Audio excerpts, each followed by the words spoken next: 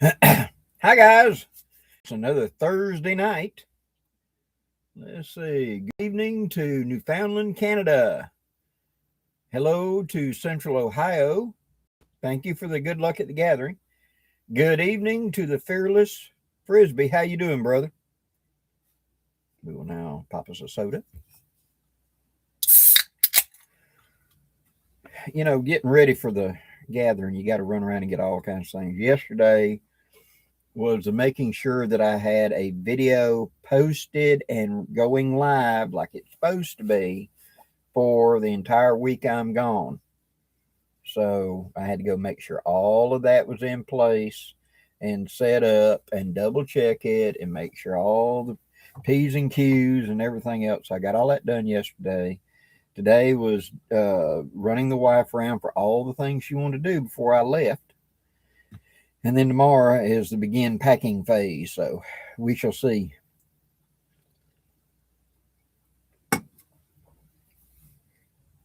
Hiram, how you doing tonight? Hello to Austria. See, still no word on my end. Good evening to 1738. I know, Jonathan, we're going to miss you not being there, but we understand, brother. Good evening to Kansas City. Charles Martin, doing pretty good. Been a running day, but doing pretty good. Randy Robbins, good evening. Patriot Preacher, good evening. Bears in the house, good evening, brother.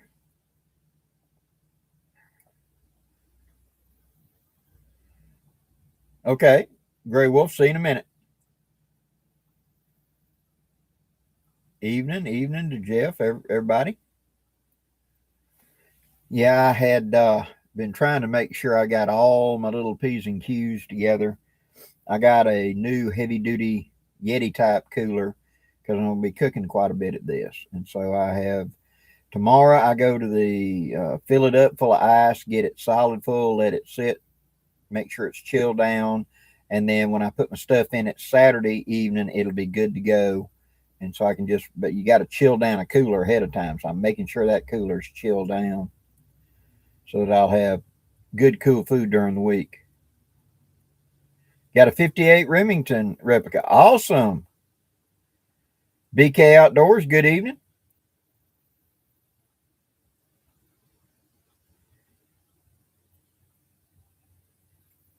Oh, I get you. You're having trouble seasoning it. Sometimes you just got to start over. And start over, just get a fire going, turn it upside down to the fire so that the pot part is on upside down like that into hot coals, or build a fire in the thing and fill it full of hot coals. You can do that with charcoal and burn it off, burn it back to bare metal. Do not try to cool it off. Let it burn out, cool down to ambient temperature on its own. Once you can pick it up and hold it, it's not hot. Then you can wash it and just start from scratch, coming back up. Sometimes, depending on what people use, I know people that use different kinds of oils, different kinds of things. I like lard. I mean, sometimes they don't jihad together. So, okay, Grumpy Alaska, gotcha. Boy, did y'all see the record highs? We've had unusual lows here in Alabama. They're having record highs out in the West. They're hitting 106 and stuff like that. Yeah, Blackie, I've got an old lodge skillet. I can't season any tips. Yeah, that's the thing. What I'd recommend: start from scratch. If you ain't gonna build a fire in it, just put it in the oven on hottest you can do. Let it sit there for about an hour. Bring it out, scrub it, let it cool, and scrub it. Get all the oil off of it. Just start from scratch, and keep adding layers back, a little at a time. It can be a very, very slow process. I have not. William Cisco, have you ever used expanding foam to insulate the lid of a Coleman cooler? I have not. I know what you're talking about, but I have not done it. Oh, cool. Been watching the Percussion Revolver series all week. Gotcha. Andrew, Blackie, how are you doing? Doing well. Ken Albridge, good evening. Well, I may have to make some changes. My revenue is tanked like 75% since I started doing the Saturday videos on gun shooting. Even though I'm saying I'm at a range, even though I've been doing black powder, and even though I've got one posted for Saturday for the Henry rifle, they have just basically, I'm not getting any revenue. Usually I'm in 18 to 20,000, 150 to 180,000 views, and I'm not getting any of that. And I think they're just, shadow banning me. So I may just start posting all of my gun stuff onto Twitter account. I've got a Twitter account, and they don't punish me there. So I may just shift and still publish my bushcraft stuff on my channel, but then put gun stuff on that channel. And anybody wants to see the gun stuff can go there. But we shall see. I will deal with this when I get back from my gathering.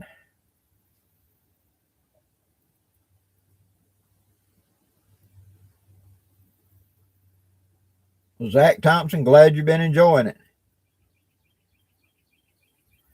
Craig, it's 40 in New York tonight. It's 53 here right now. 18 degrees in Newfoundland. Yep, roller coaster season, Tracy. The predicted right now during the gathering, it's going to be days in the high 70s, maybe 80, 81, and nights in the 50s, upper 50s. So ought to be really good camping weather. 78 in Boulder. Mark Will. Sounds good.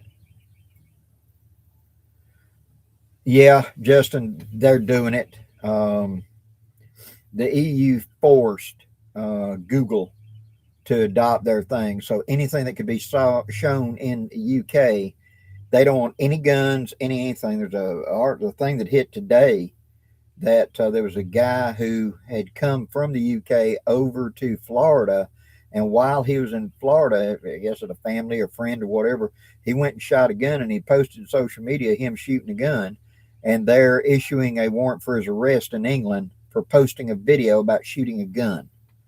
So he's asked President Trump for asylum in the U.S. because the UK is threatening him over posting a picture, not an in-depth video, just a guy standing there shooting a gun in the UK.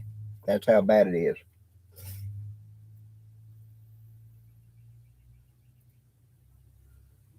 Rumble, yep. I've got a Rumble account. I just got to get back to it. Yeah, correct. Captain Ball and Mike B are getting slammed for the same things. They're attacking anything with black powder, anything. So,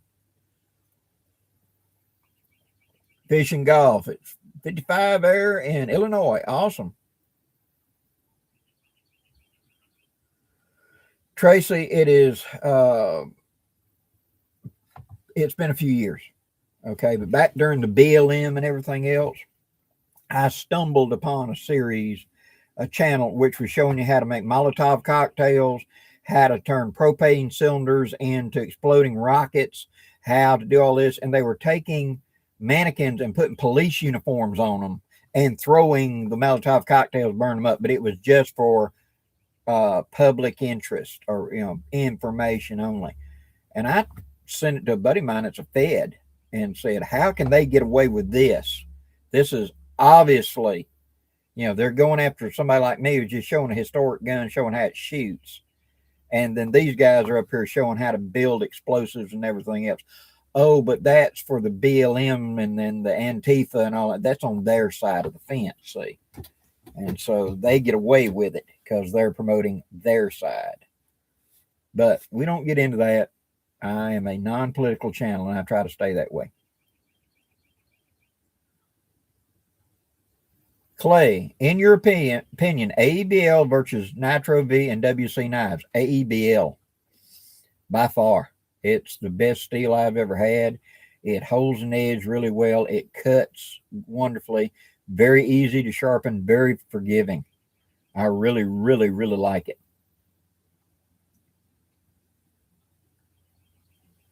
Oh, cool, RS. They found the Taylor's got the pocket police springs in. Awesome. Yeah. Y'all had 3 inches of snow Tuesday, and that's in the 70s. Welcome to Whiplash.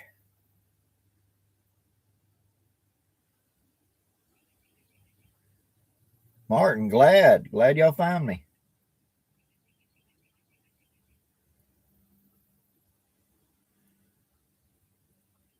Tom Outdoors, doing pretty good.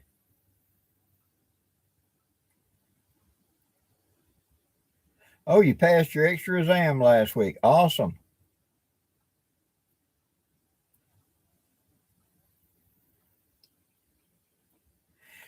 Yeah, that's the thing, Alaska, that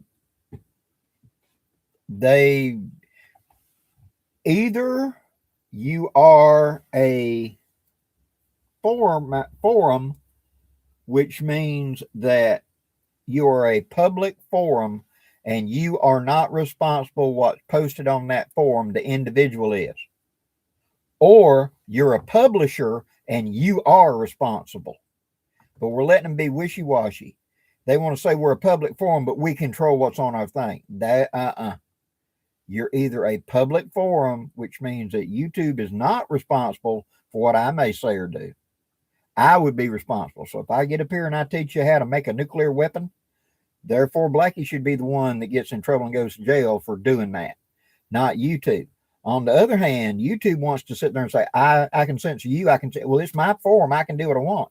No, then you're a publisher, and now you can be sued for denying the right of free speech and everything else. Then you can be, oh, no, we're not. They want to switch back and forth over and over again by whatever you're being accused of. And so I want them to be locked down to one or the other. 139th. Awesome. Look forward to seeing you. Yeah. Well, we knew it was an election year, Bear, so.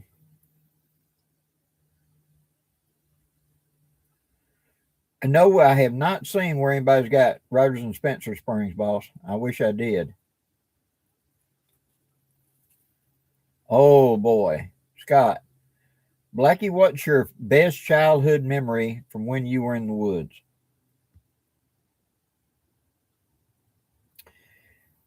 It was a sunrise on a Saturday morning at a little bitty creek that doesn't really have a name. And I had hiked in about 4 miles and camped by myself and had woke up before dawn because I had a whippoorwill that decided that it was really close to where I was, went to singing. And it woke me up. And I got up and got my stuff and made my little breakfast. And as the gray dawn was first coming up where you could just see the water, I went to fishing and was catching shell crackers. I mean, it was just a beautiful morning. And that's one of my favorite memories was that. Patriot Preacher, Ohio weather has been nutty. Oh, yeah. Yeah, y'all even had a meteorite blow up in the air on Tuesday.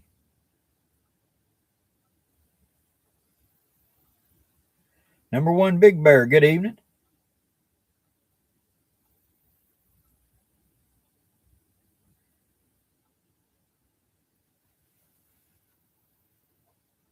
Do you still use the field jacket liner or have you changed to the Army fleece jacket? I've been playing with both of them and I really think a better choice. It's underneath the, uh, it's warmer than the liner. Have a warm layer as well. And so I really think it's the way to go. I still got both, and I still got jackets that's got liners in them and etc. But going through the cold we have this year, I started doing that. I just layer up with that, and I've been very happy with it.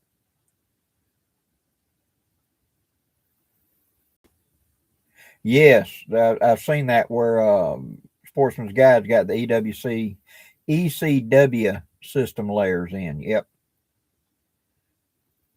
Mike, good evening to Eastern North Carolina. Polly Brown fleece. True.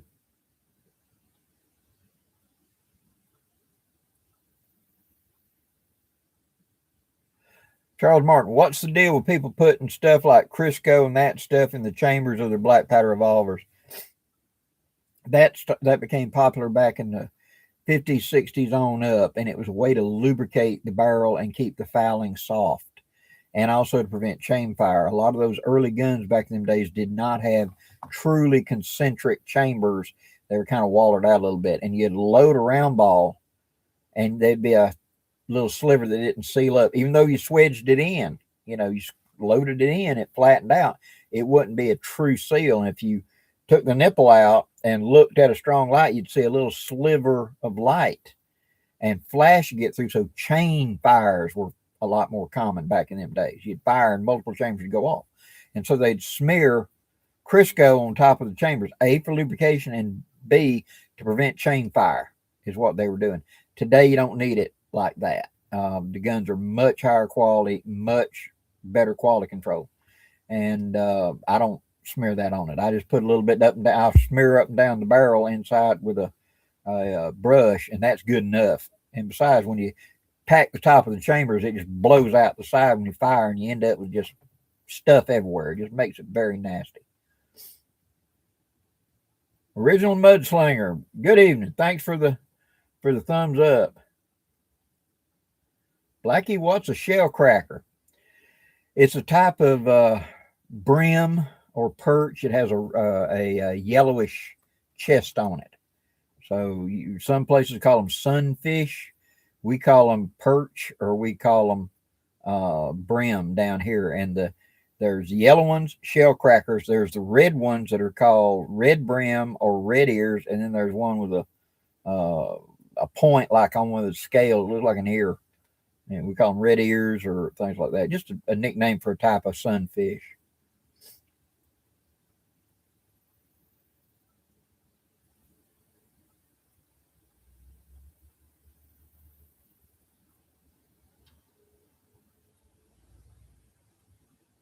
Oh, cool! You tried the combo I said, and you're using it in your 12 gauge for turkey hunting. Awesome. Should you use a full choke? What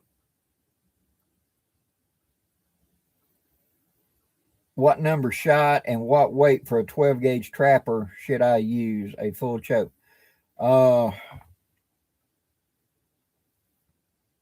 Usually they're about like a three and a quarter gram load. That's a heavy load, but you're talking about turkey, and usually it's 5s or 6s is what we normally use down here. Depends on where you're at, but down here in my neck of the woods, of course, you're going for heads, 5s or 6s. And if you could get a gun with a full choke, yeah, always use a full choke, because you're only going for the head. Don't bother shooting them in the body. Those feathers act like Kevlar. So.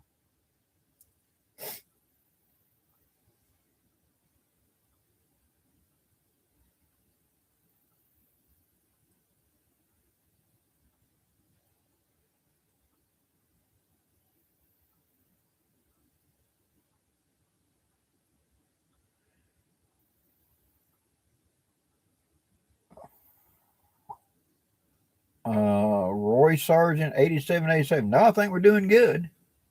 I don't think you've missed much.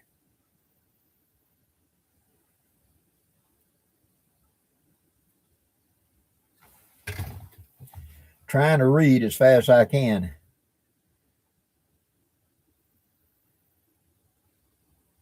How have things been going with medical bills? So far, so good. We've come to an understanding, and that's where we're going with it thus far. South Carolina Woodsman, you just bought you a Colt 61. Awesome. I really enjoy those. Jimmy Dunlap, good evening from Salt Lake City. Mr. Loudermilk, good evening.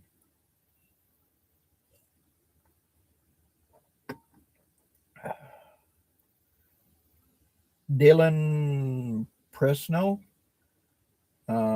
you're welcome, and hello to North Carolina.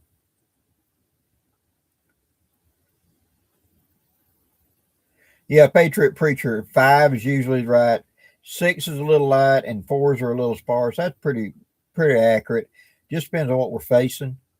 If I'm in really thick cover, like deep grass is where you're going to find them, and they're going to stick their head up for just a split second. A lot of times we'd go with 4s. You know, at the same time, if they were going to be ultra close, we'd go with 6s. Just make that cloud of them.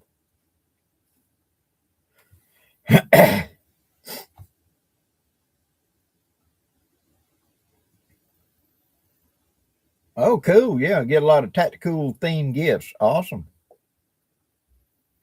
Bayou Trapper. Howdy, and you don't have to call me Mr. Thomas, just say Blackie. That's cool. Welcome to the party. Ralph Williams, good evening.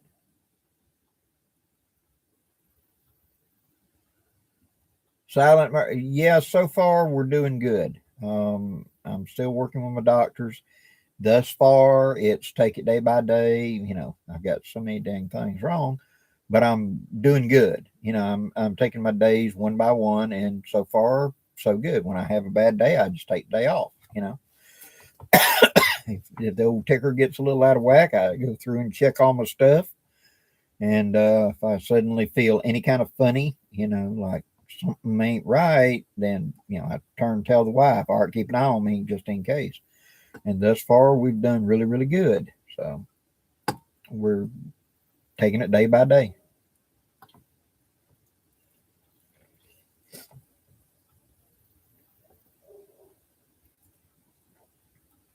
Charles Martin, you got a full size. Mine's a sheriff model, which is a 5-inch. The longer barrel is actually a little more accurate because you get a longer sight radius.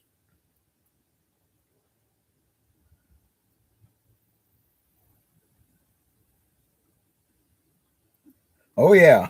You still carrying your blue Field Master? Of course. Right there. Always got it on me.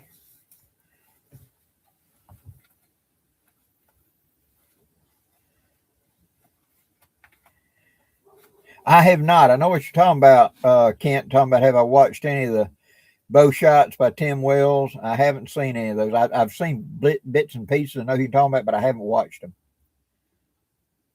Actually, John Lattimore, Jonathan, and Chris aren't going to be able to make it this time. But Pink says he'll be in there Sunday when I get there. But Chris and them ain't going to be able to make it.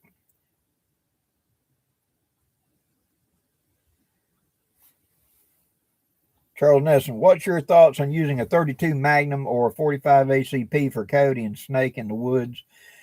Either one of those could work. The 32 Magnum is pushing it up into hot loading 38 power. It's a small diameter, but you're making up in a lighter bullet, but making up for it with higher velocity. So it should perform like a hot load 38. 45 ACP is more than big enough for snaking, etc. The thing about it is just remember it's not a long range cartridge. Other than that, for general carry, works just fine.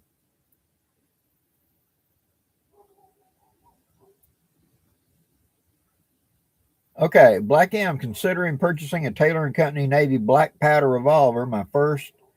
What can you give me for recommendations? Okay, getting a Navy is a good choice because the 36 uses less lead and less powder than the bigger one, so you get more shots per pound, etc. So you get a better run. I would recommend that you get an adjustable powder measure so you can work up what the actual load is. Go to look at leeprecision.com to get your own mold and figure out how to make your own bullets. Okay, so that cuts down on costs right there. Powder, Pyrex works well in it. That's available through about anybody that sells gunpowder. And then black powder is a hit and miss right now because of the factories that are making it. So I would recommend looking at the alternatives for it. As far as if you go look at my playlist, you'll see how to break one down, how to tune one, how to etc. So that should give you a big head start in how to getting it running really well. Start close, realize it's going to be shooting real high. In my video, I talk about sighting it in, how you can deepen the notch a little bit, get it hitting a little bit closer to point of aim. and work with that. Follow those videos, and it will give you a really good head start and to be able to shoot accurately with it. And congratulations, those are great guns to have.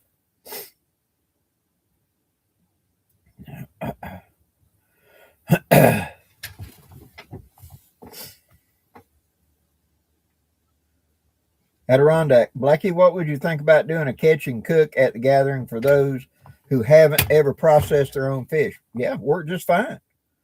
Uh, Come on out and be glad to show you how to clean it. You know, it's not that difficult. It's something that once you learn the basic procedure, it's pretty straightforward. And then how to batter and fry it, really easy.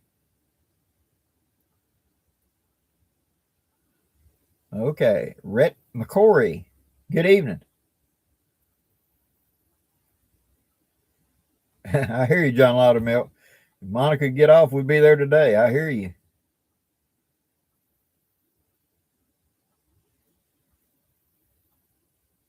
Any suggestions for how to make the trigger pull a little heavier? Heavier is normally you need to deepen the notch just a little bit in the actual hammer where it sits in there. If you will just square that off a little bit more and square off the actual sear where they engage, you can tighten it up. But if it's got rounded, somebody has polished it, so to speak, and rounded it, it makes it that way. But if you square it off, it will engage a little bit better.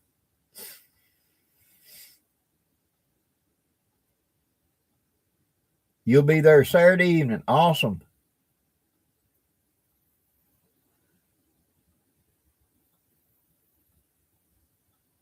How's the one-man TP working out? Thus far, fine. I've only done a overnight in the backyard trying it out, but seems to work just fine. I'm planning on taking it up to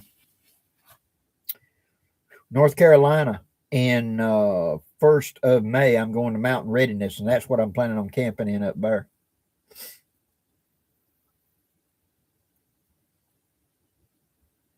Going to be strange with all of them not being there. I know, you know, I mean, Jonathan and Chris not being there. Oh my God. Is there any purpose of even going if they're not going to be there? I mean, it's all over. The Jonathan and Chris show is over, so you know.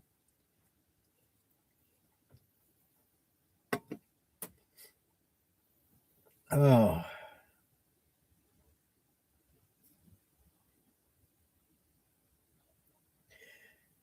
Grumpy, a Baker tent is the worst tent ever invented, in my opinion. And I have used one. It's a half of a wall tent. And I had this discussion with Bear just the other day. He wants to set it up a Baker tent. And when we got done counting, I pointed out it took 9 to 10 poles to set up a Baker tent. It takes 3 to set up a wall tent. I can set up a wall tent in 15 minutes. You can't set up a Baker tent right in 2 hours. It's just constantly just go back and readjust. Now pull this tight. Now you got to move that. Now you got to move that.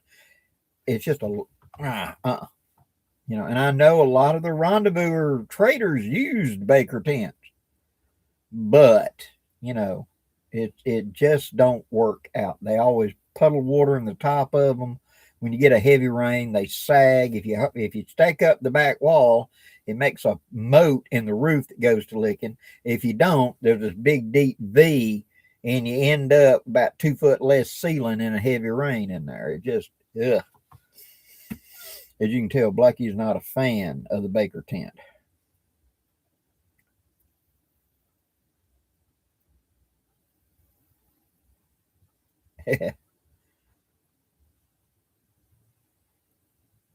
Blackie, you have a hay fever, cold, bog, or pollen. Right now, we've got yellow snow. It's where all the pines are dinged out and everything is covered in a thick layer of yellow. So I don't care if you got hay fever or not. You're right now because the air around you is just yellow with dust. I mean, it's just the way it is.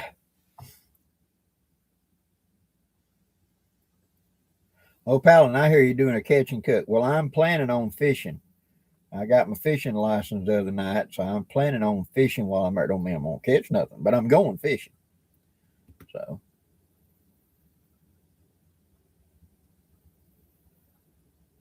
Yeah, Justin said that Pink will be there probably Saturday afternoon. At this time, the plan is me and Bear are hooking up on Sunday when he gets done with church, and we'll go by and load the firewood. And then we'll load the firewood into his truck, and then I'll have all my camping gear packed in mine. We'll go over to the lake. We'll then unload the firewood. He's not going to be spending the night because he's got to come back and work 2 days. He'll be coming back out on Wednesday to stay, and I will be staying from Sunday night on. Is the game plan.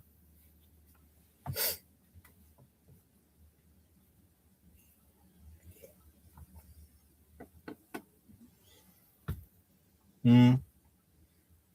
Bio Trapper, I hear you. I've had them that way that were just a little bit too light, and I just take a very fine little needle file and square them instead of trying to round them, square them, make more contact surface touching, and that usually will up that just a little bit.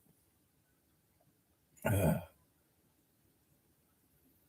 how much is a non-resident fishing? I don't have that book handy right now, but if you go to outdooralabama.com, it'll list. That's the website. That's where you can purchase them online. It'll list you what it is. They usually have a 7-day permit. I think it's like $20 or something like that for a 7-day permit, and you put it in of when it starts and when it ends. So, Tom Outdoors. I'm debating on taking my bedroll out to mountain readiness. Go for it. I'm planning on tearing that one pole teepee and a low cot to get me up off the ground. At my age and awesomeness, I can lay on the ground. I don't like it. And I'm Blackie gonna be grumpy all day the next day. I'm gonna tell you that because I'm gonna ache if I lay on the ground. But sleeping on a cot with a little bit of pad, I'll be fine. And as I recall, yeah, there were trees and stuff, but there weren't that many, hammock trees. So I'm gonna go prepared either way. I'm gonna have a small hammock set with me, and I'm gonna have that set. So um, I'll be going up with Cedar Simmons. We're gonna be camping together, and he's got a rig that hooks to the back of his vehicle and holds his hammock and all.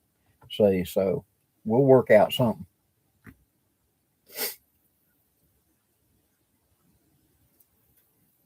Have you ever used a modern wad in a black powder shotgun? Yes, you can do it, and it will help somewhat, especially if you're trying to get a little bit more range. No, I hadn't heard that Beretta's trying to buy out Ruger. Hadn't heard that. Blackie, how long does the yellow snow last? About 2.5, 3 weeks, and then it's done. And we're been about a week now, so it should be ending between now and the first of my gathering. Hopefully, that's the plan.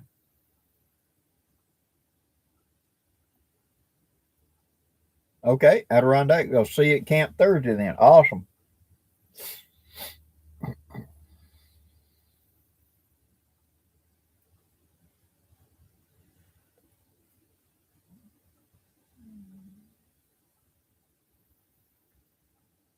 Yeah, I kind of doubt they'll bring back the Ruger Old Army, but you never know. You know, it was a great gun.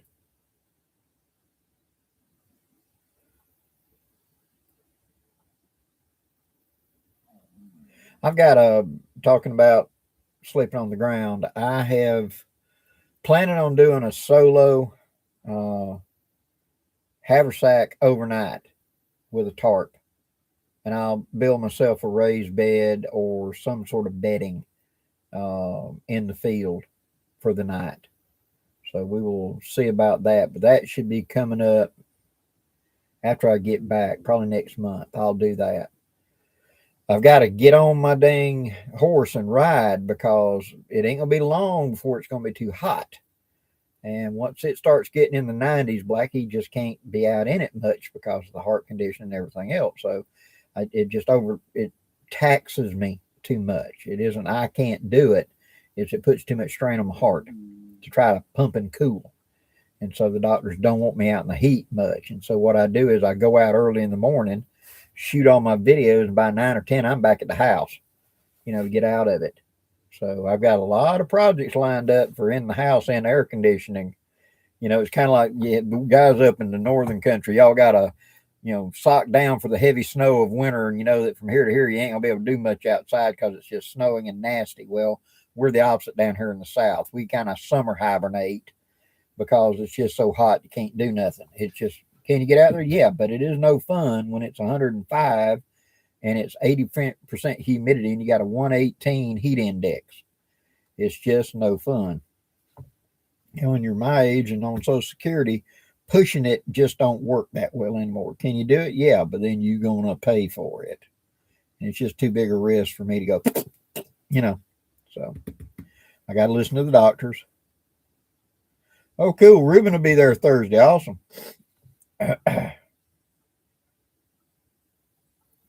Oh, man.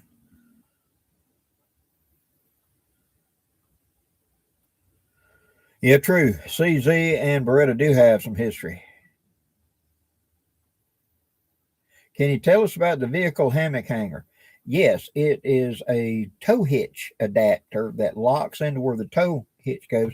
And it's got the two arms that you put a hammock between, and then he strings a tarp over that. It's a small little rig, but it's really handy, and the poles telescope out and lock in place. So he's camped on that many different times, so it works out really well.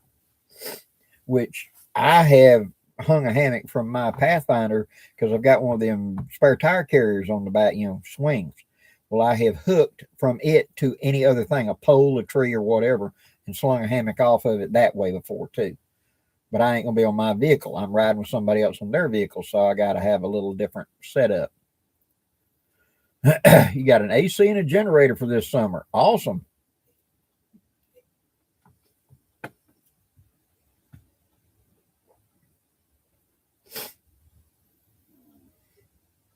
Frisbee, that might be a good idea.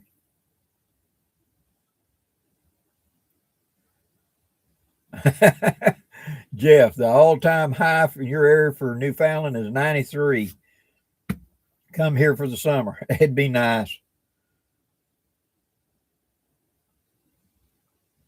Silent Mark, you got to remember CZ, that area of what was Czechoslovakia. They provided arms to Europe and everything else going back several hundred years. So Italy and them did a lot of stuff and through two world wars and etc. So they got a lot of experience with each other. Sir Malcolm, good evening.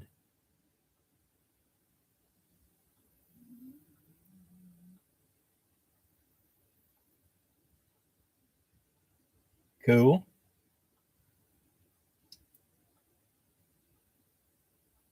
Bill Hines, you'll be there this Saturday. Awesome.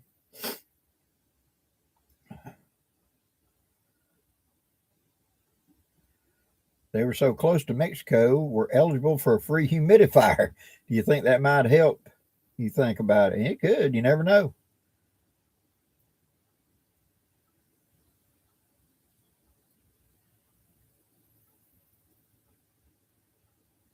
Ken Alberts, Blackie, could you hammock from tripods? Yes, but it's the carrying.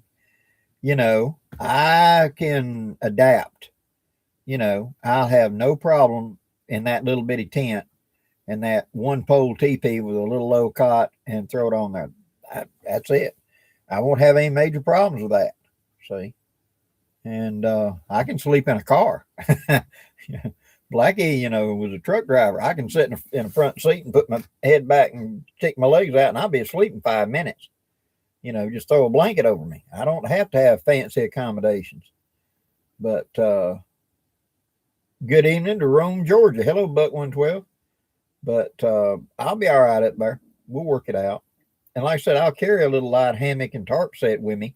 So if we do, hey, we can get between these two trees, I'll sling up my hammock with a tarp and be fine. It's just I'm limited in what I got. I got a half of a back seat that I can carry in, so I don't have room for all kinds of poles and everything else. See, so I ain't riding on my vehicle, riding on somebody else's. So.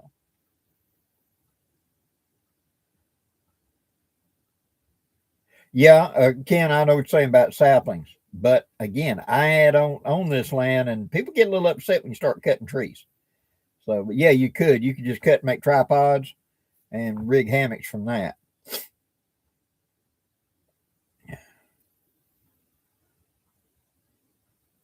Yeah, those Jackery power stations are good. Blackie, do you want to borrow a yobo? I don't know what a yobo is. I know what a dobo is, but not a yobo.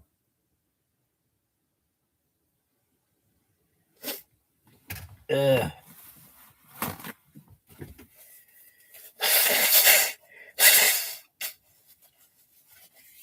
Yeah, I got it. Excuse me. That dang pollen.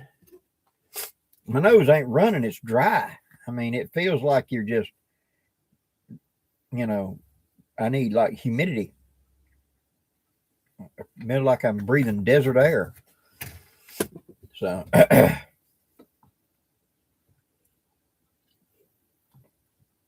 Health Preacher, good evening.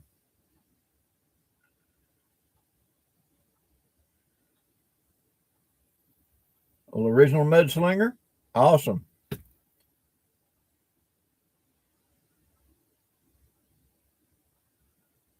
Oh, it's a hammock stand.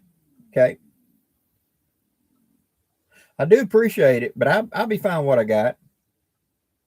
I'm actually kind of looking forward to it, get to, do something a little different instead of what I usually do. Do you have any experience with bean boots? No, I'm afraid I don't. Although you talk about tearing up back your heels, I got a pair of tactical boots years ago that the local SWAT team swore by, and I put them things on. It wasn't 30 minutes. They'd rubbed a severe blister right on top of my heel. So they were just like they were sewed too tight, like there was a lip sticking over that was rubbing. No, just got to fit you, and those sure didn't fit me.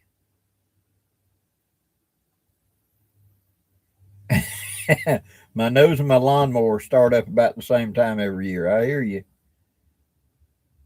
Health Preacher, good evening.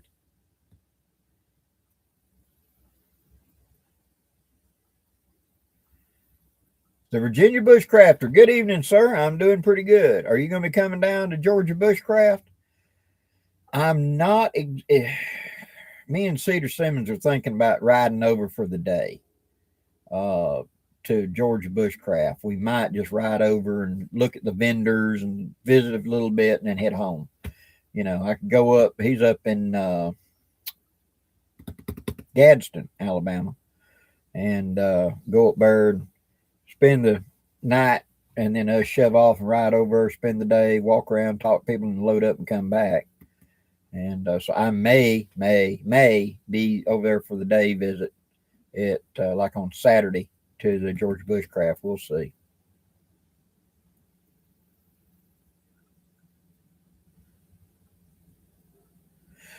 John, that's the plan at this time. I have been talking to him and his caretaker, the lady that is his driver and everything else. And so I have talked to them, and I will let y'all know. That's the game plan. Right now, it's a go. And we'll think about like Wednesday, Tuesday, Wednesday, Thursday, something like that. Whatever day is good for him. I'll go and guide him because they're only like 20 miles away from the camp. I'll guide him back down there. And so he can sit and talk and visit a while and sit in his chair. Whenever he gets tired and ready to go home, we'll load him up in the truck and take him back home. But that's the plan. We're hoping I'll be able to get my great mentor to come to the camp.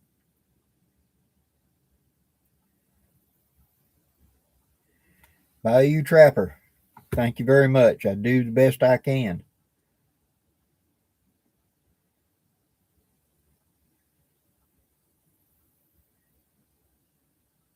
Eek, Ken Albridge, if you plant bamboo, oh boy, it's like kudzu. It'll take over everything. Bamboo, you just see huge thickets of it. It will just keep growing. So think carefully before you plant bamboo. It's like planting kudzu. Virginia Bushcrafter, good. Hope to see you up there.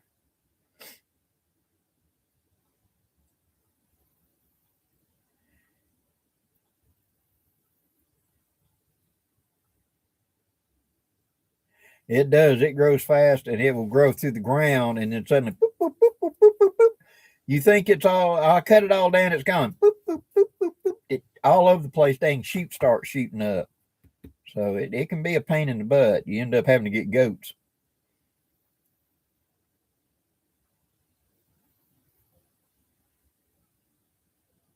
Okay. ADRVT9175. Hello there, and welcome to the talk. We do it most Thursday nights around the 7 p.m. Central Time, and most time.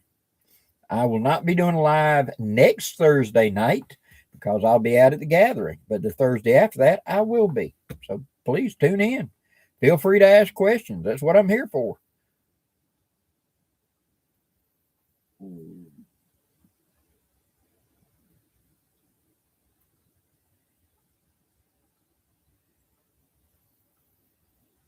You mean file the hammer notch or the trigger point? I would recommend starting with the hammer notch and just make it 90 degrees. You look at it, and if it's got beveled or something, just flat across. Don't angle, flat across. And then take the sear and go flat across it, just a couple strokes, not a lot, and see how they go together. And you can real quickly bring up the trigger pull because it adds friction to where they slide. See, if they're too smooth, they'll go right by. And you want to have a little bit of friction there.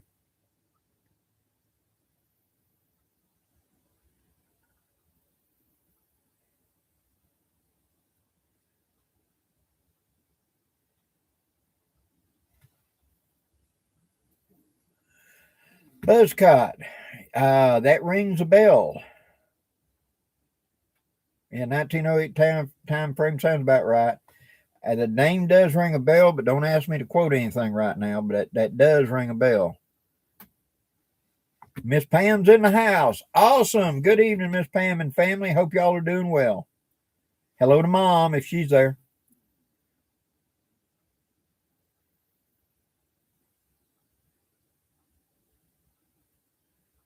Andy Knight, hello to South Georgia.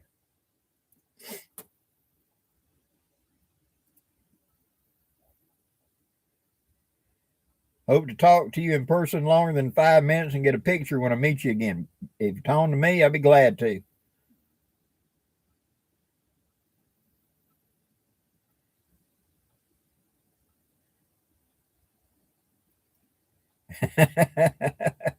Yeah, there have been a lot of people that thought, oh, I'll plant ornamental bamboo along the road. It'll make a barrier like that, baby. Boom. But the best thing I have seen somebody do is they cut a trench, and poured concrete in it. And then they planted bamboo on the other side of it because the roots couldn't go through it. And at the bottom of that trench, they put about 40 pounds of stock salt in. That poisons the ground where nothing grows, where salt was. And so that bamboo had an asphalt road on that side and concrete on this side, and a concrete driveway and a concrete driveway. It couldn't go in any direction. Oh, but it tried. It tried. But for years, that was just a wall of bamboo. It kept just forcing a new shoot up, and that was the only way I've ever seen them effectively do it.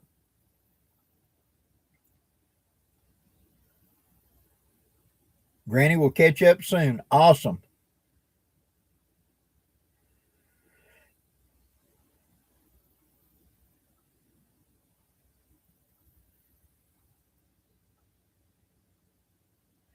Planted sugarcane along the fence line. Cool. Hope it works out for you.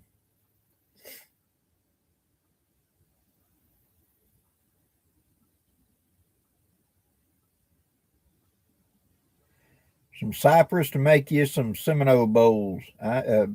I hear you.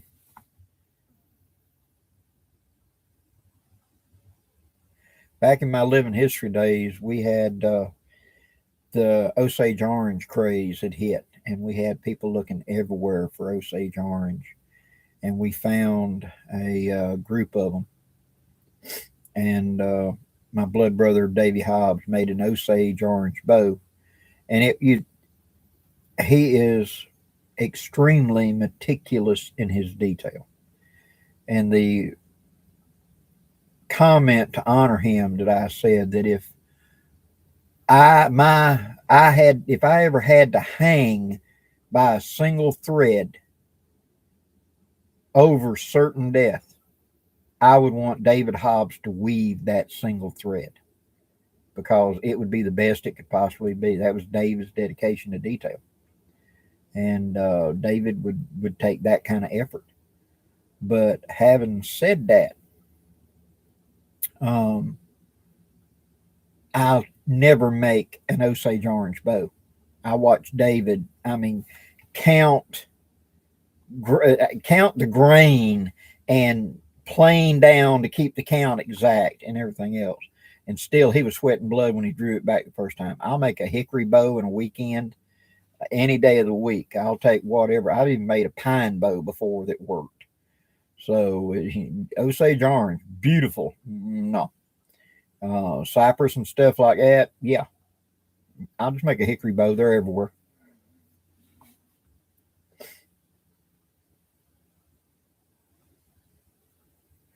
John Lattermill, yes, it can. If you want to bring some knives with you to camp, we'll sit and talk about it and do some sharpening. And Scab's going to be there. He's going to have knives. So I'm going to be bringing my work sharp with me. So come on out and we will see what we can do. We'll talk about them.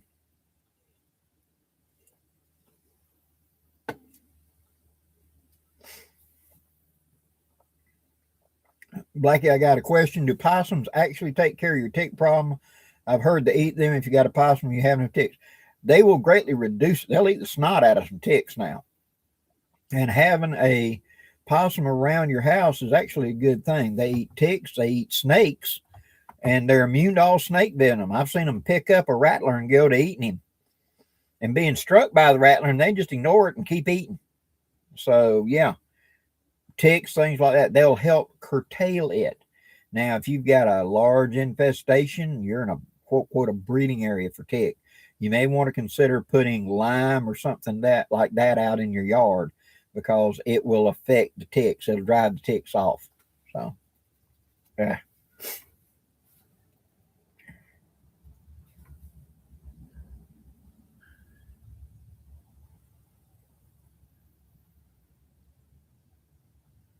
Oh, yeah, faith in his grace. Osage orange charcoal can be used for making that. That's a fact.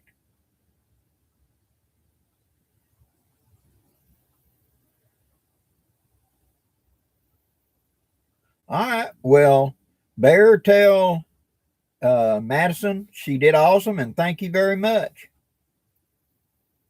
Thanks for helping out. Oh, yeah, best bang for the buck. One of these sharpeners. Definitely best bang for the buck. Get them at Walmart.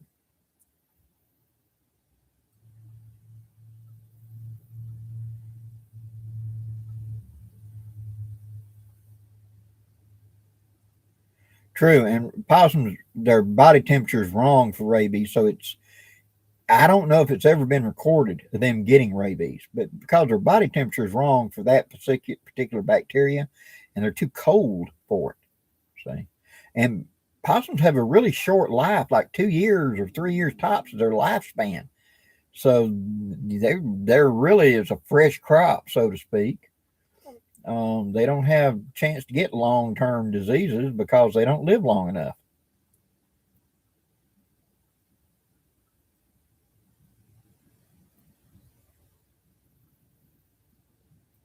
Cool. Mike BNC, glad to help.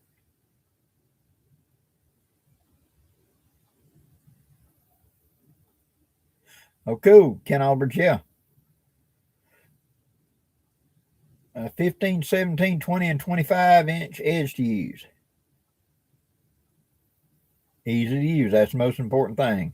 Shouldn't be a big job to something you have dread doing, sharpening a knife.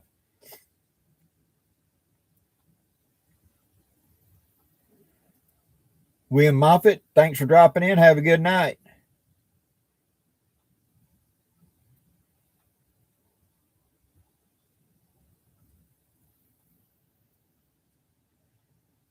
Ever ate possum? Many times. Yeah. Possum, if you ever do trapping, the first thing you start catching is possums. They're a very curious animal. And so you got to get rid of all the possums and all the coons. You got to catch every one of them before you ever start getting any kind of fur bearing money catching. Because the first thing you catch is possums. And whenever which we were running trap lines not for fur, but for meat. And you'd catch possum regularly. And possum would be turned into whatever. In my family, you'd heard the term wild game sausage.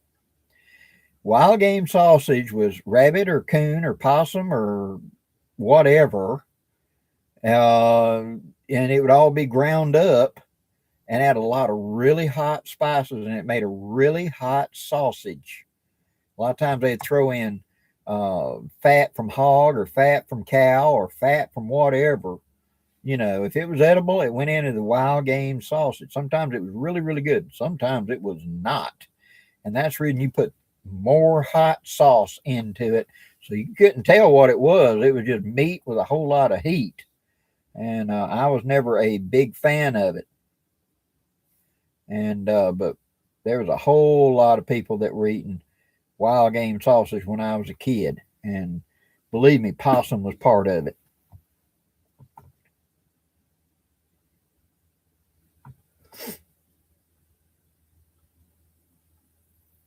Oh yes, possum make good coyote bait, and coyote makes good sausage too. So,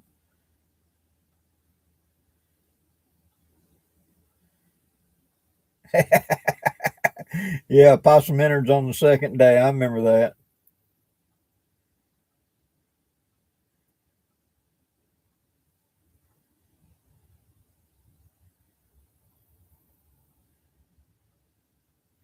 One of those crate hatches. Yes, the hammer.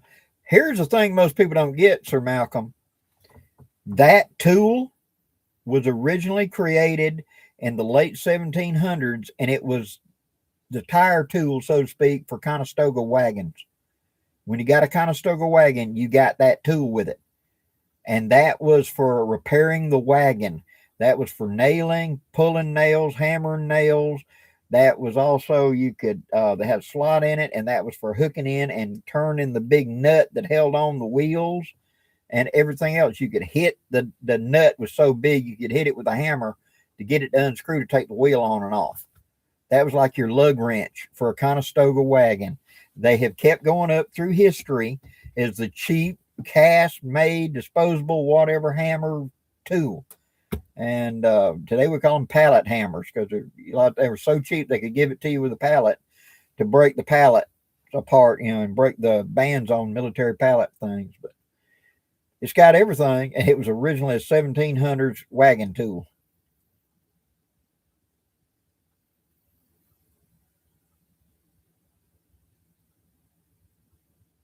Michigan Silverback, good evening. Possum is not necessarily greasy like raccoon is. We would usually we'd take raccoon and save a fat coon to put with a deer, because our white-tailed deers are so lean that you can't make hamburger out of them. They'll burn rather than brown. And so you take a fat coon, core it up, take the meat of a small deer, core it up, mix it all together with a little bit of bacon fat and stuff too, and make hamburger meat out of it because it was so greasy. Now you can boil raccoon, and as the fat floats to the top, you skim that off, see? And then once you boiled it 20, 30 minutes, you got the bulk of the grease out of it, bring it out, dry it, and then fry it. You can do that. But, greasy coon, that was one of the cheap sources of fat to put into something else. Making sausage or whatever. That's reason coon ended up in so much sausage, because there's so much fat in it.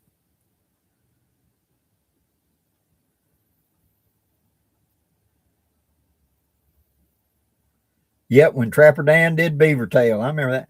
And that was the thing. when you read about mountain men talking about how beaver tail was such a delicacy, everything they ate was lean, super lean. Jerky was lean. The deer and elk, everything in them mountains was lean, and they were craving fat. And one of the things that was sold in the rendezvous camps and definitely sold along the frontier trading posts was buckets of lard, plain old white lard. And it talked about how mountain men would buy a bucket of lard and sit there and eat it like it was ice cream because their body was craving fat. They were so lean. See, they were craving fat. And so that's reading beaver tail, which was one of the few sources of fat they could get in the field. That's the reason they want it. Beaver tail is greasy and nasty to me. I've eaten it, but that's what they were craving it for. Grouch talked about when he was in the Marine Arctic survival school up there. And he said the Eskimos were eating whale blubber and it stank, and oh my God, it was just nauseating. They're sitting there eating it like it's the greatest delicacy in the world. He said 6 weeks of being in that Arctic, one of them brought out a hunk of that and was gnawing on it, and it was the most delicate thing I'd ever seen, and I was so dang hungry. And he said when I put it in my mouth and bit down on it, it was like the best steak I'd ever had in my life. And he said by the end of that day, I'd done eat probably 2 pounds of blubber and thought it was the best food I'd ever had in my life because he had leaned out so far. He said your hair, and they're feeding them eggs and steak every chance they get. It didn't matter. Your body can't get enough protein and energy fighting that intense cold. And blubber is the only food you could eat that would provide that much fuel, was blubber. So, yeah, fatty stuff.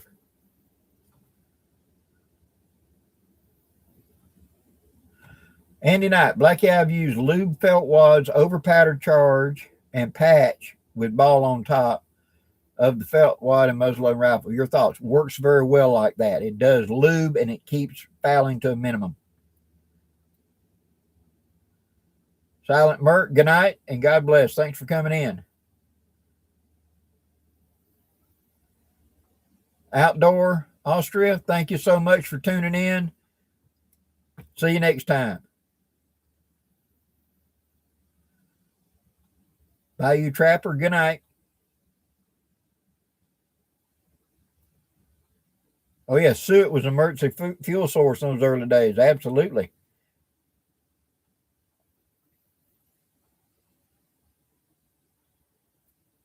Eating pure lard was an old-time cure for snake bite.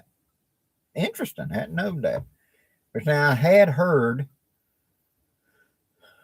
because cows would get struck by a rattler and it wouldn't kill them. And it could be the fatty in their fatty layer on the outside what was doing it. I don't know.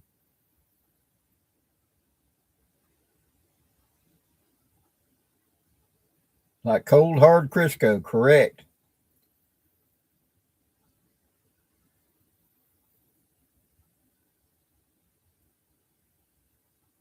Yes, when you went carnivore, exactly. When you lean out that much, you crave fat.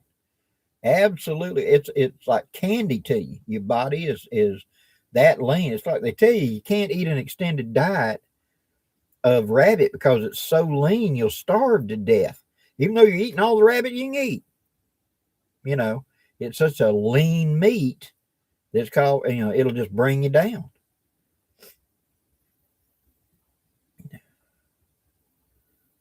Original Mudslinger, good night.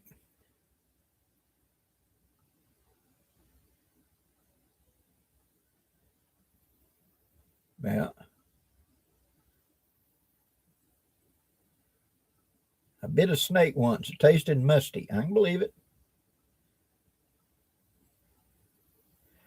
Tennessee Smoky, any word on the reintroduction? No, I have not heard anything yet.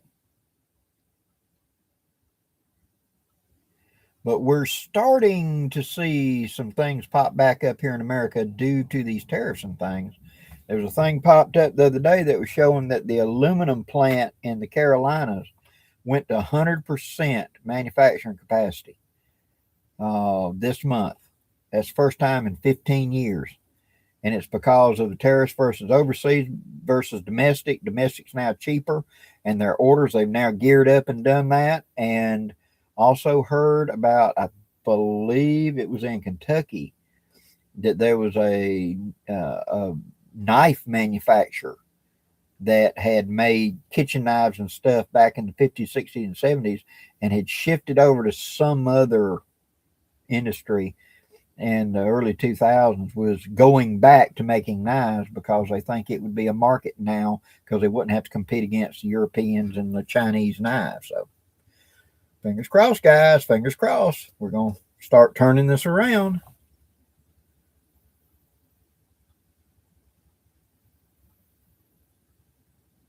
Yes, suet would be a great way. High dense caloric, exactly. The Voyageurs. Blue Ridge Knives bought OKC and Old Hickory. Cool.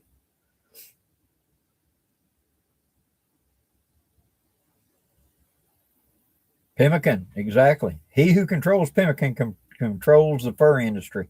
That was a big thing when the Hudson Bay Company. It was not as much, you think about them going out, it was the economy from making pemmican and all to feed them going out there for these expeditions to go get the fur.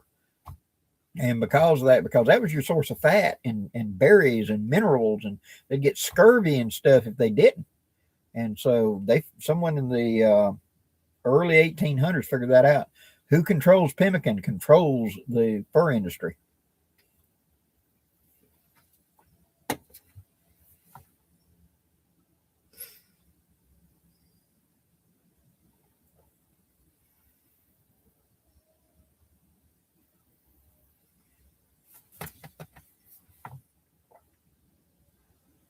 Very true, Terry. And that's one of the things. If I really need to get rid of this awesomeness, I need to go to eating rabbit and eating a lot of popcorn, because you can eat all the popcorn you want, but popcorn takes more energy to digest than you get out of what you're eating. And so I had lost weight at one point where I went to doing that. I would simply substitute 1 or 2 meals a day for popcorn. Eat all the popcorn you want to eat. I'd get one of them big old tubs, and I'd sit there and just go to eating popcorn. And then eat one real meal a day, mostly vegetables, small thing of lean meat. And I started losing weight because there ain't no fat. And it's basically a carnivore diet, except I'm eating veggies. And so I'm thinking about, I got to get rid of this.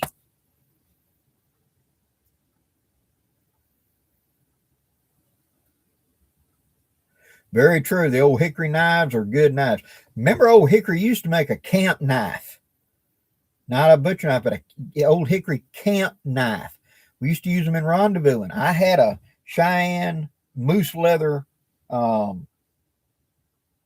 sheath with an old hickory camp knife in it, and it was a really, really good camp knife.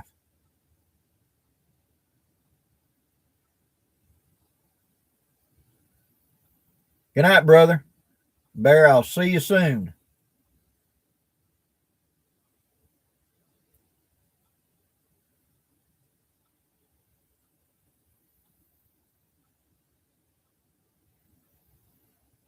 Well, old man of the forest, I hope you make it.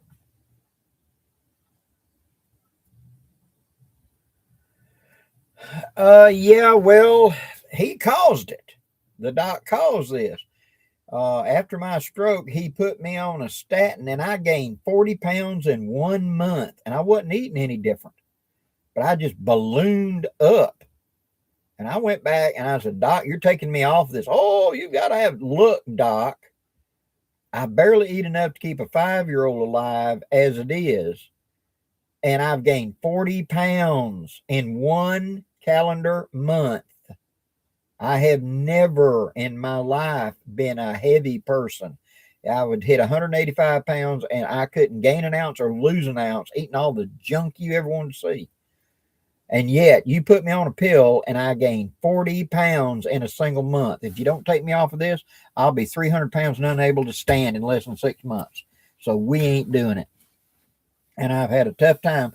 I went from 240 back to 200. So I got 15 pounds to go to be back at my normal fighting weight of 185. And that's my goal this summer, is to get down to 185 again. How are things about ability to have a fire next week? We're not under a fire ban. We should be able to have a fire down there, Ken. No problem.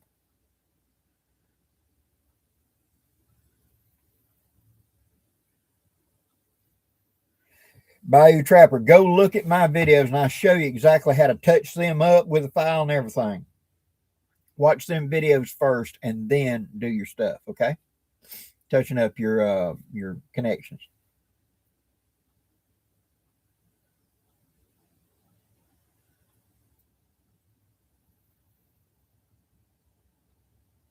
Maiden Automation, glad to be of help.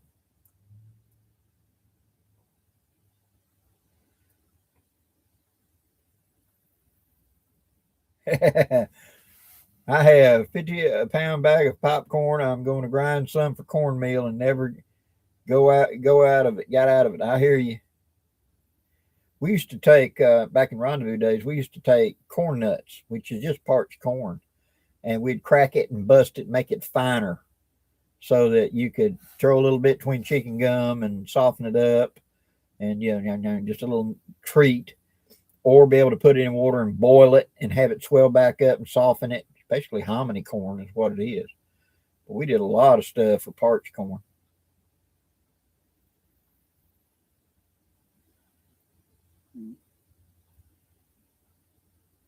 Going to start blaming the statins. It's what it did to me.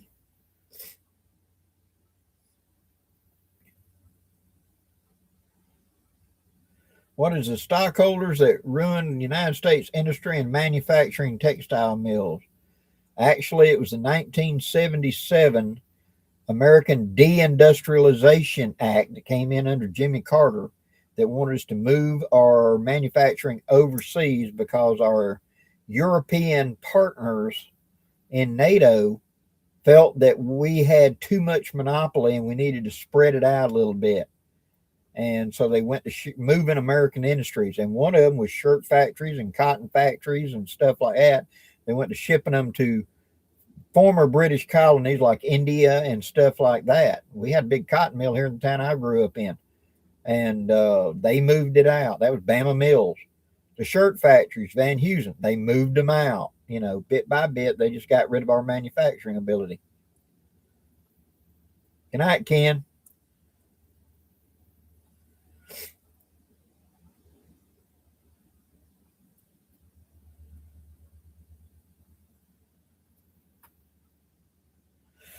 Yeah, it causes you to gain weight and etc. When they put me on that medicine, they said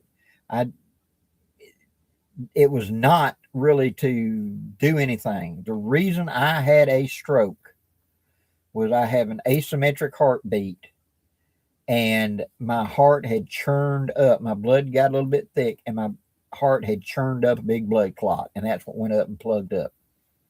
Went into my brain and plugged it up. And so if I keep the blood thin and if I keep myself in a good position and I be aware of that fluttering, might not be arrhythmic, but I'm actually churning up a new clot and do something about it, I'm in a lot better shape.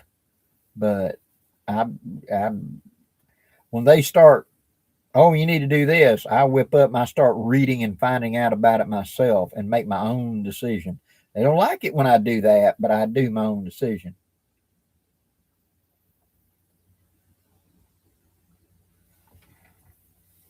Ford Bradley, I'm thinking about driving 10 hours to the gathering. What are the best days to be there? Thursday, Friday, Saturday? Any of them. Any of them. We will be there the whole week. We will be going any day it's possible for us to go to the surplus place. So just come out any of the days. Any day you want to be there, just come on. And if you drive in, don't worry. There ain't no gate closed. If you get there at 11:30 at night, find a place and set up for the night. And then the next day, find a good campsite and set up. So just come on in. We'll have people show up at 3 o'clock in the morning. It'd be okay.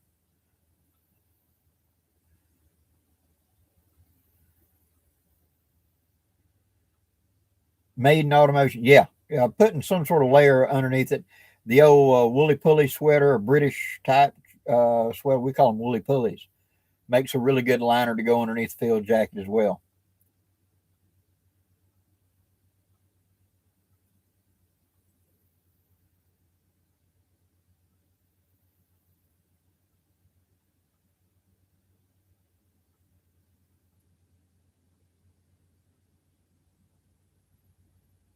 Old man of the forest. The 49 mountain bag is a fact heavy, but man, it is warm. It is one of the most warm bags I've ever had. And, I had an MS sleep system that was virtually brand new, every part of it. And I sold it off to Cedar Simmons because for me, it's that 49 mountain. I'd rather get under that than I would that MS sleep system. Yes, it's heavy, but I'm not toting a rifle and toting a rucksack anymore. So nobody is gonna, I'm car camping. I can let the wheels carry that, and I can just enjoy because I'm not traveling like freezing at night anymore. I'd rather be comfortable.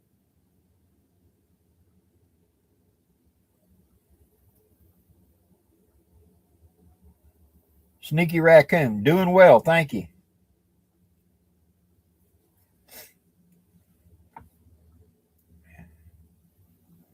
Oh, Big Duke, I know. I sometime around a campfire we'll talk conspiracies. You know,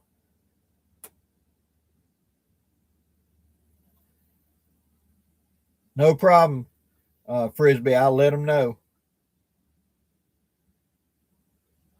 Dan Duval, good evening.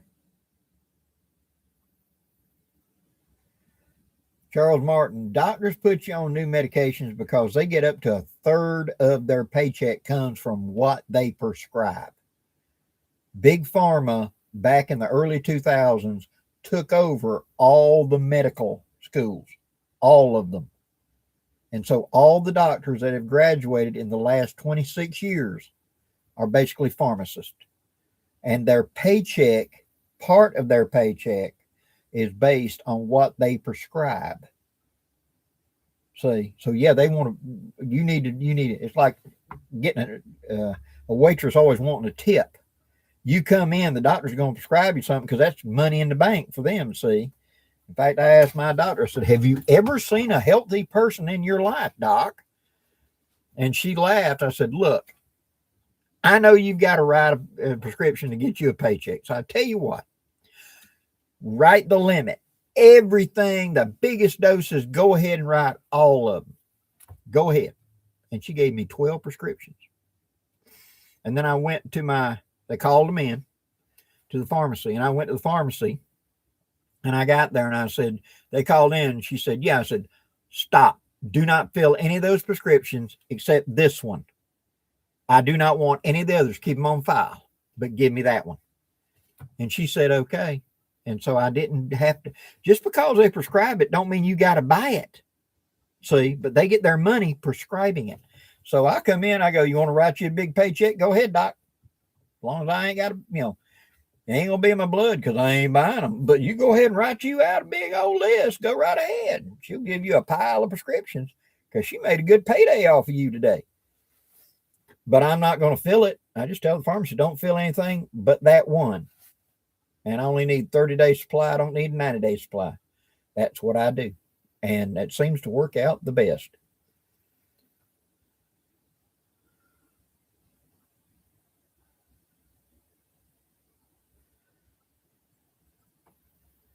Oh, absolutely. It's a racket. Richard, I hear you. Being in England, y'all are facing a lot of the same stuff. You know,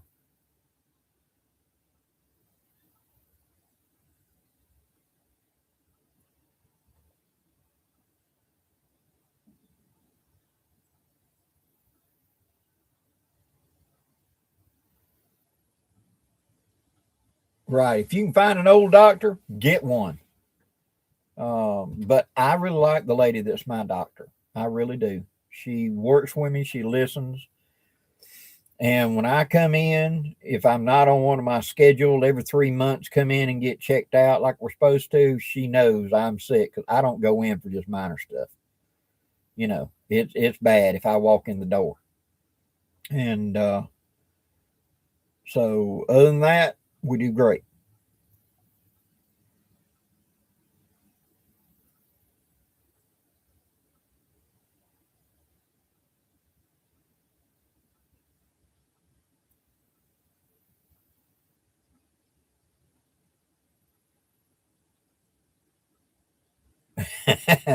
A Barnett Commando self-cocking recurve crossbow. Awesome.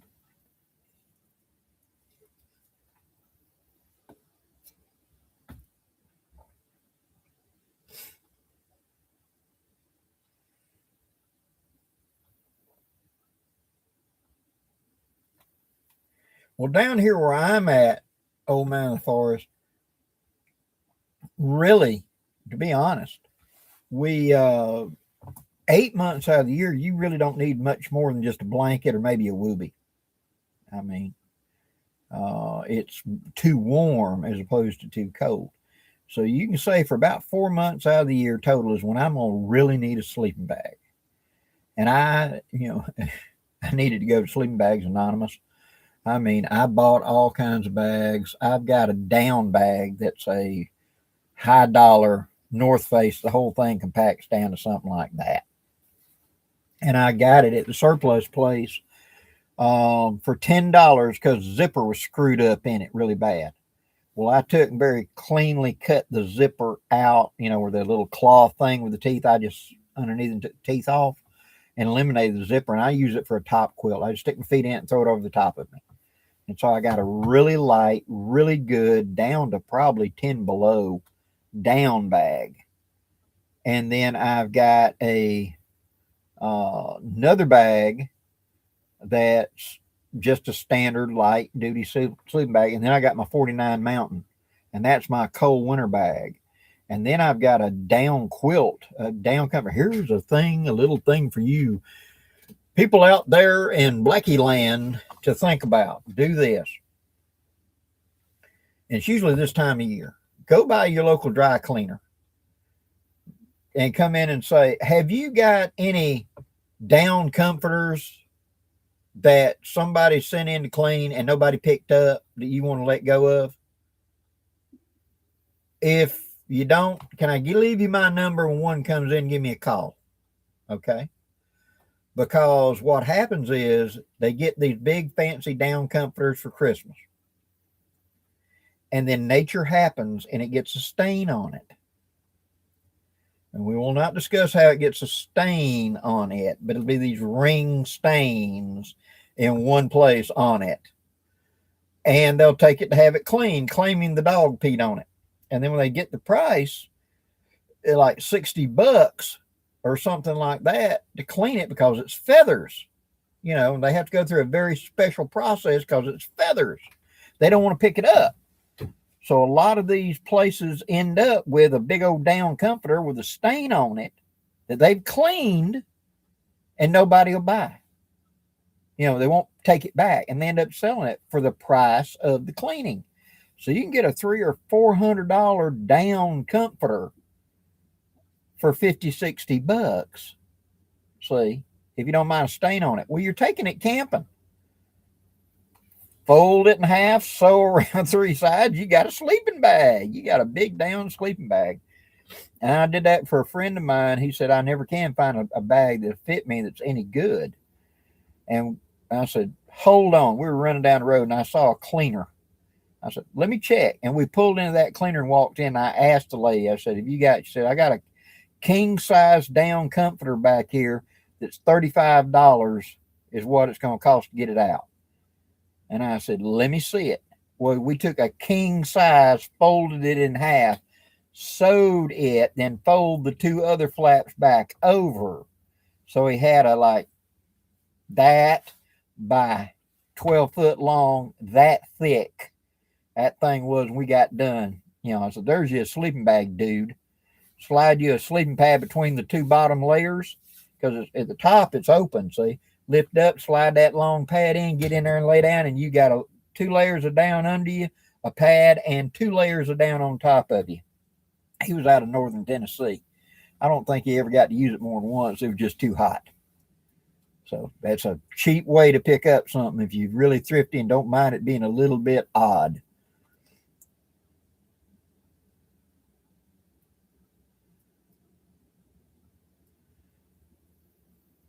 Well, Raul, cool. Glad you're enjoying the On the Range. The video for the Henry rifle will be posting this Saturday. It's already loaded, so you'll be seeing it this Saturday.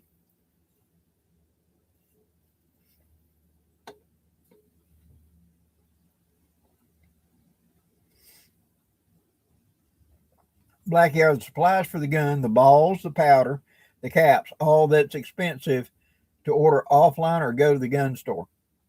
Okay, you can get the caps sometimes at Walmart. Not all Walmarts, but sometimes at Walmart. And you can order that. The balls you can order offline and get lead and get your own mold and make your own balls, which I do, which is greatly savings. And then in powder, just find any gun shop in the area, or you can order them offline as well. But I usually just go to a gun shop and say, that already sells gunpowders, and say, when's the next time you're going to put in an order? I would like to order 2 pounds of this. How much? Well, by going in with him, he's ordering it anyway. He's paying the bulk of the shipping. See, and that hazardous shipping fee that's $25 on top, he's paying that. So I buy the powder off of him and pay. I said, look, it's $25 a pound for the Power Decks. I want 2 pounds, and I'll give you $10 for the shipping, because the bulk order is yours. It's just $10 toward. You're doing this anyway, and it's not per can. They'll do a box for 25. See, and so you save a lot of money that way. And that's how I go get my powder. A lot of times I've got black powder, but I've also got Power Decks and other powders, and that's how I get mine. Can't wait to see the Henry video. It's just a simple overview talking about the history, showing it shooting, and etc. And at a future one, I will break the gun down, show y'all how to take one apart.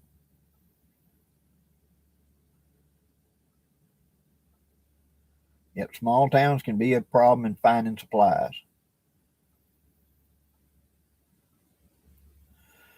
Well, guys, that's an hour and a half. I think I'm going to call it quits. How bad is Power Decks to clean up? Not bad at all. It's as easy as doing black powder. Just use hot water. What I tell everybody is to take it to your kitchen sink. Plug up the sink, run about 3 inches of hot tap water, and put your gun, the cylinder, the barrel, and all in there. And just take a toothbrush and clean up the action. You know, not letting water run down in it. Cock it and put the hammer down here and do like that so water runs and drips instead of running down into the action. And clean up everything. Then take a bore brush and run it on the inside of the chambers, run it through. Take a toothbrush, clean where the nipples is at. Take a barrel, run it through the thing, and just dink it in and out of the water. Pop open the sink, turn on water, and run water through it using hot tap water. And when you get done, turn the water off. Since you're using hot water, it'll dry real fast. As soon as it dries, shake it out, run a patch up and down, and go immediately and oil it. You're done. You can clean one in 10 minutes or less. So it's not that difficult. Miss Pam, thank you very much. Hope to see y'all. All right, guys, I'm going to get out of here for tonight. Remember, we will not be having a live next Thursday, but I will be posting a video next Thursday for you. And there'll be some new stuff popping up on the channel. The EDC bag we talked about, and a few other things will be popping up. And I will be shooting video while I'm at camp on skillet cooking and on cooking in Dutch oven and stuff like that. So those will be coming out too. Till 2 weeks from now, y'all be safe. God bless. And have a great week, guys. Catch you later.